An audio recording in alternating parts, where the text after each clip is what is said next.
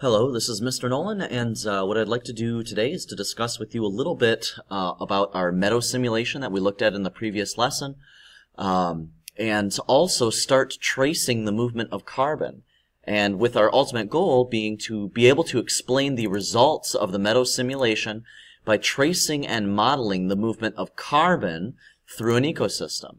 So I'm just sort of going to refresh your memory about what we saw in this meadow simulation. What we saw, I'll actually model it for you really quick. What we saw was that if we took some organisms and we started off our simulation and we let it run, over the course of time we see the amount of biomass, you might remember that term, we see the amount of biomass in these different parts change. We saw the grass increase, we saw the rabbits go down, and we saw the foxes go way down. And so if we kind of cheat here, and if we get ahead, and if I just click menu, what we can see here is that we kept ending up with this very consistent ratio between foxes at about 9, bunnies at about 90, and then grass at about 920. And this ratio, as long as we didn't cause our ecosystem to collapse, this ratio was very, very consistent. People kept seeing this particular ratio. So what we want to be able to do today is to try to sort of lift the veil and say, you know, we see this mysterious 990 and 900. Why? What is the explanation for that? Things don't just happen in science for no reason. We want to be able to say, what is the ecological principle that causes this 990, 900 sort of pattern? This is how ecosystems behave. The simulator is not rigged. This is actually based on ecological principles that we observe in nature. So the simulator is meant to do what ecosystems do. So what we did in class was considering this pyramid where we have lots of plants on the bottom, all our grass here, and then our large number of rabbits in the middle, and a tiny number of foxes at the end. We see this 900, 90, and 9 ratio. We're going to try to figure out why that is. And I'll give you a little hint. The answer has something to do with carbon. Carbon, as we've seen this year, is a very important molecule, atom, for understanding how ecosystems work, how things behave. So in class, we did a little dice game that works on probability in order to model the movement of carbon, the flow of carbon throughout an ecosystem. And so what we did, don't worry about what it looked like in class, but basically what we did was we took tallies. We basically counted how much time on average does a carbon atom spend in our ecosystem, in different parts of our ecosystem.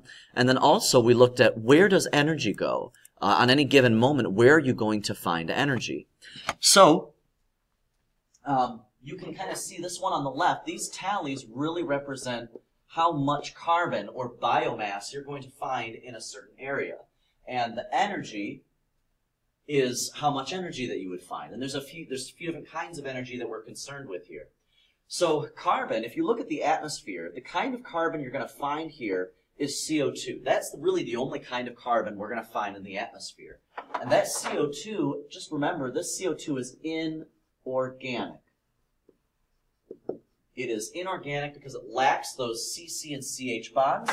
So we've got our CO2 floating around in the atmosphere. And some of that CO2 ends up getting collected by the producers, plants, right? These plants turn that CO2 into sugars, things like C6H12O6. Now this is actually organic. So in our producers, herbivores, carnivores, and decomposers, this is actually organic carbon. What that means is that it's got carbon-carbon bonds and carbon-hydrogen bonds. So our plants produce sugar. Some herbivores will eat some of those plants, and some of that sugar will show up in herbivores. Some of the molecules and atoms in herbivores will show up in carnivores.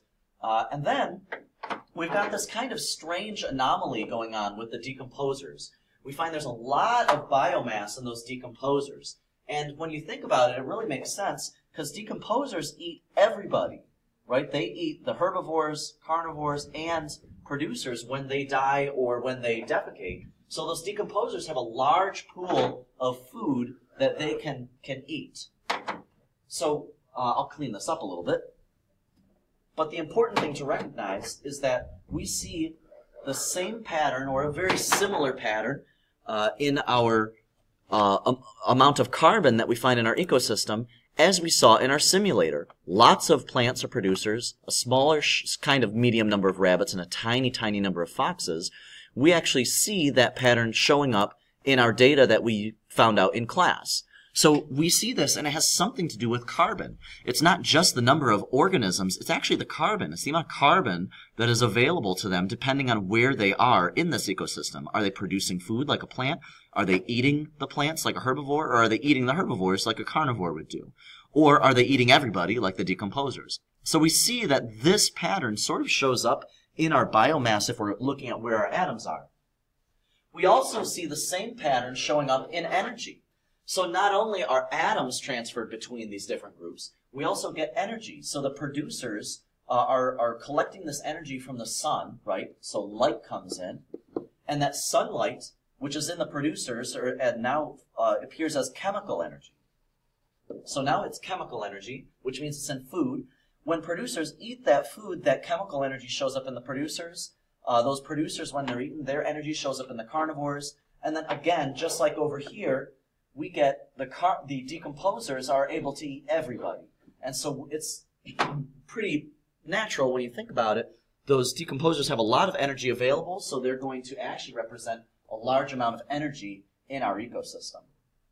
So what would this look like if we were to model this on sort of like an ecosystem visually? So let's kind of think about that. How would we model this in terms of the actual visual ecosystem? So let's go ahead and jump over here and look at this. So I'm going to go ahead and save us a few seconds by labeling our different parts of the ecosystem that we see. So give me just one moment. Okay, so I've gone ahead and labeled our groups. We have our atmosphere. We've got our producers like plants. We've got our herbivores down here, our bunny rabbits. We've got our carnivores represented by this fox over here. And then we've got our decomposers sort of underground. They're decomposing everything. So this is really a food web. When you think about it, we're really showing how matter and energy are moving through this ecosystem sort of visually. So I'm going to go ahead and kind of do that for you, and we'll start thinking about what does this look like. So let's kind of start in the atmosphere. Let's think about, if you're starting in the atmosphere, where do you go? Well, you can't go into the carnivores or into the herbivores. And that's because animals like us, we don't use the carbon dioxide from the atmosphere. There's actually, it has to sort of go around, and the way that it does that is by entering the producers. Now, I'm going to treat this tree as though it's our producers just to keep things simple. I'm not going to include all these producers down here. I'm just going to go ahead and use that tree. And if we think about the atmosphere, CO2 going into the tree, what is that process? That's actually photosynthesis. And so we have CO2 in the atmosphere that is entering our producers by photosynthesis. So that's the first part to get straight. Once the carbon and the energy are inside the producers, those producers unlock that energy and carbon to everybody else in this ecosystem. So now the producers are able to get eaten. Now, they can't get eaten by the carnivores. That's not allowed because carnivores don't eat plants. So we would not put that there. Instead, what we would say is that the producers are getting eaten by the herbivores, by these bunnies. So this arrow, we're going to write an E here for eating, right? The plants are, the bunnies are actually eating those plants. But I don't want to stop there because there's actually something else that the plants can do. The plants don't just do photosynthesis and get eaten. They also return CO2 to the atmosphere by cellular respiration. So plants are also respiring, and believe it or not, they do exhale a little bit of carbon dioxide, and so those actually will return some of their carbon dioxide to the atmosphere. So if we return to our herbivores, we can think here, okay, well, what could happen with these herbivores? Well, obviously they could get eaten by the wolf. And if they get eaten by the wolf, if we label that with an E, well, that's too bad for the bunny. But they not only can get eaten, they can also do cellular respiration just like the plant can. So they can also return, they can also return CO2 to the atmosphere by breathing. And in addition, they can also defecate and urinate and die And so what that means is that some of their energy and carbon can show up in the decomposers. So these guys can do cellular respiration, and they can also die or defecate, and that shows up in our decomposers. So let's kind of move on and think about our carnivores. Our carnivores can die and decompose as well, but they're also respiring. So some of their carbon is going to come out as carbon dioxide in cellular respiration. They're also going to die. Now, they're not going to get eaten by any other animals, because, at least in this model, because they are sort of the top predator. But even this fox can breathe out and can also die and defecate, and that stuff shows up down there. Don't forget that the decomposers themselves are also doing cellular respiration. So their CO2 shows up in the atmosphere as well. Oh, and by the way, something I don't want to forget about, the producers also can die, right? They can die here, and so that can lead to food for the decomposers. So we did talk about how those decomposers have a really large pool of food and energy to tap from. And so this, what we see right here, is a really interesting sort of, it's a little complicated, but it's very interesting because we see that really the main source of our carbon is really the atmosphere, but this is inorganic, right? This CO2 is inorganic. And so we want to try to keep in mind that this has inorganic carbon, and there's no energy being hidden in that carbon. But over here, inside our actual living parts of the ecosystem, we have organic carbon, and that means that it's food. So this is what we really did today, was we started to explain how do we get these proportions from the meadow simulation, and we also walked around and we started to start thinking about what does this carbon cycle look like in the ecosystem. We've got our atmosphere, which is a very important component. We've got that carbon, that inorganic carbon goes into the producers where it was turned into organic. That can enter the herbivores, which enters the carnivores, which is returned to the atmosphere. But along the way, a lot of these organisms can either die or defecate. All of these, the plants, herbivores and carnivores, and so those materials and energy go to the decomposers. In the end, when it's all said and done, our energy is all, and carbon is all going to be returned to, to the atmosphere, where it is now available to be reabsorbed by the producers. And what's driving this whole process is our sun, right? Our energy is ultimately coming from our sun. So that energy is coming from the sun. The producers absorb that and the carbon dioxide. That's what really unlocks food for the rest of the ecosystem.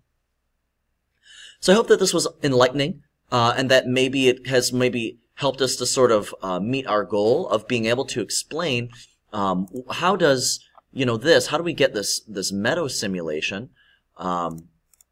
It's because there's only so much carbon available in the atmosphere, and that only so much is available to the producers, and only so much is available to the herbivores and carnivores and decomposers.